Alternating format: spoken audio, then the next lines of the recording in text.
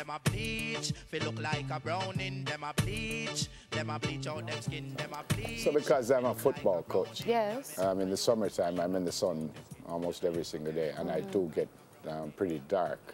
But then when there is no football going on, sometimes I go on the street and everybody say, "Wait, I look so brown in my bleach." I don't think that's what they're talking about at the passport office, but a few days ago the headlines read, "Bleachers beware," warning that their passport renewal might be at risk. Here to shed details on this not-so-light situation, Amy Johnson-Lynch of the Passport Immigration and Citizenship Agency, PICA. Good morning. Good morning. Welcome to Smile Jamaica. Good morning. Thank you. Is this a real serious thing we're talking about here, or no? Well, it depends. It depends on the individual. It depends on how extreme the physical appearance is affected. So what we can confidently state is that it may result in delays in processing. Yes. Have you had reason thus far to stop some folks and say, hang on, we have to do some investigation? Yes, we have, because from a security and border security perspective, our mandate is security-based. So we have to ensure that we are satisfied that the individual presenting him or herself for processing indeed has a legitimate identity, has a legitimate identity, and the identity information and documents that are presented belong to him. So when there are situations where there is a significant difference in the physical appearance of the individual, it warrants further investigation, it warrants further verification, and that is where there may be delays. Yeah, what about, I had a whole lot of hair once, and I mean very serious. Yes.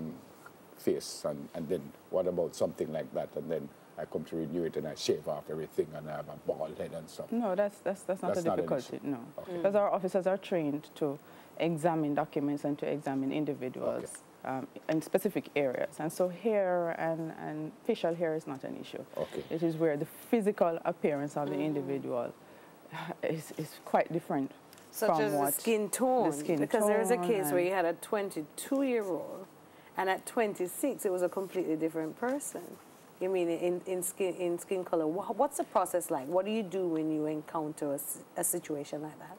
So the decision process is based on a number of elements.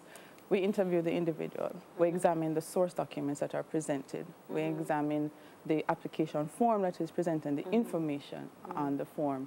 We use our database, if there's information in the database, to corroborate whatever information is being given by the applicant, and that forms a basis on whether a secondary inspection is required or not. If it is a situation where you are, from the officer's perspective, your appearance is totally different from what you would have been 10 years ago, then we move you to the secondary level of inspection. So let me ask you, how many cases, I want to look at some numbers, because we have an issue with bleaching in this country. We've been speaking about it for a long time, and it's problematic because we're looking at cancer, we're looking at identity crisis, there are a lot of other social issues with that.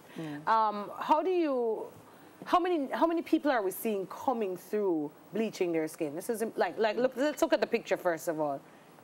Oh my God, it looks like two different people. It does, especially if you think about the hair texture, especially if they go and change your hair texture as well. You would investigate that, right, Amy?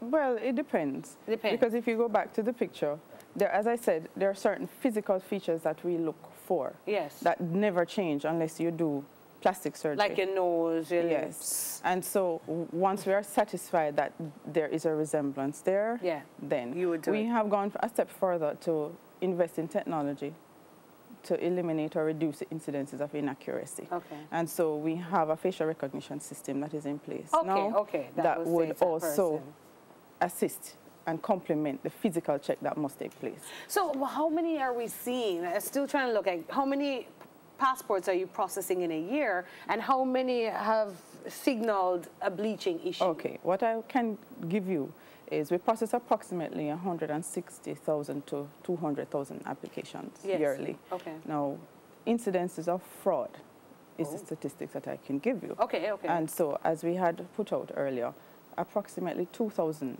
applications between 2016 and 2017 were referred for investigation. Yeah, it said 846 cases in 2016, 1,286 in 2017. Of fraud. And you're saying fraud. most of that or all of that would be fraud? No, no. They're referred, and from that, we have convicted approximately 300 persons thus far for fraud cases. That means them pretend to be somebody else? Yes, so that identity Mainly. fraud encompasses criminal identity theft, financial identity theft, and identity cloning. Now, the identity cloning is where you assume the identity of an individual and live your life daily with that identity. Those are the cases that go before the court. That's different from what we're talking about. That's different from what we're talking about. What What we're talking about is the persons that lighten their skin. Specifically, how many cases do you have? And No, that we don't have the I can't numbers. give you a figure right now but to it has say, happened. yes, to say X percentage is because of the bleaching issue.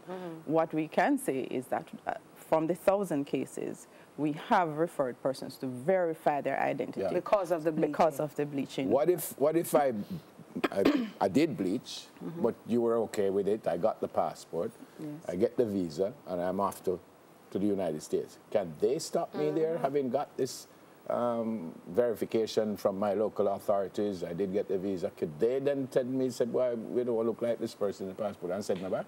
Well, that probability greatly exists. It does exist because at the end of the day, the immigration, each case, and this is across border control entities, each passenger, each case is treated on its own merit.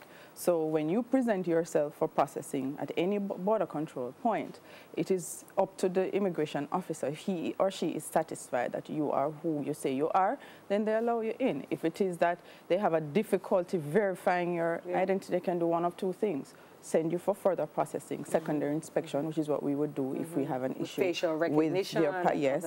And technology. in extreme cases, they may just say, you know what, let's play it safe and not permit you entry. Amy, I have a question.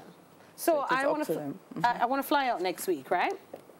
And I'm going to go and do one of those quick bleaching. I have no idea what it is. I'm take something, then put it, the blue soap, whatever it is. And I decided I want to change my passport picture. My passport is not expiring, but I've bleached out my skin, and I want to change the picture. Will you allow us to do that at the passport office? The Passport Act allows for the replacement of your passport under certain circumstances. If it's lost, stolen, and if for administratively 1 year before expiration. Okay. So if it is that, because we've had situations where it's a medical condition, and so further dialogue is had with the person, further information is retrieved, and then a decision is taken. But ordinarily, you can't just come and change your picture today and tomorrow because you don't like how you look. Or because you bleach and you want to look more like you're bleaching.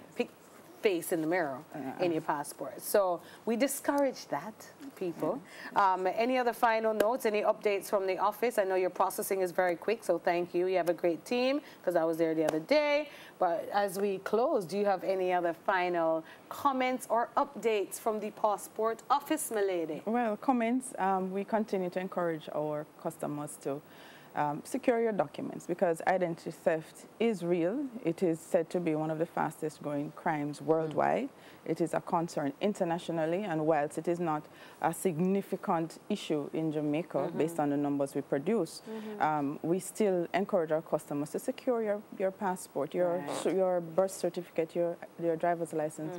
Don't travel with it in a car. Don't leave it in the car. We have many cases where people leave their passports in the car. It's broken in, it's stolen, and then they go through an elaborate process. When your identity is stolen, it is difficult. It is a prolonged process to regain your life. So in order to prevent all of that, secure your documents. Well, at the end of the day, it's the government's property, even though you're a custodian of it. It's still the government's property. So save yourself the stress. Thanks for coming. You're welcome. Thank you, and have a great day. You too. Happy New Year. Amy Johnson Lynch of the Passport, Immigration and Citizenship Agency. And my people, stop bleach and don't thief nobody identity. More on Smile Jamaica after the break.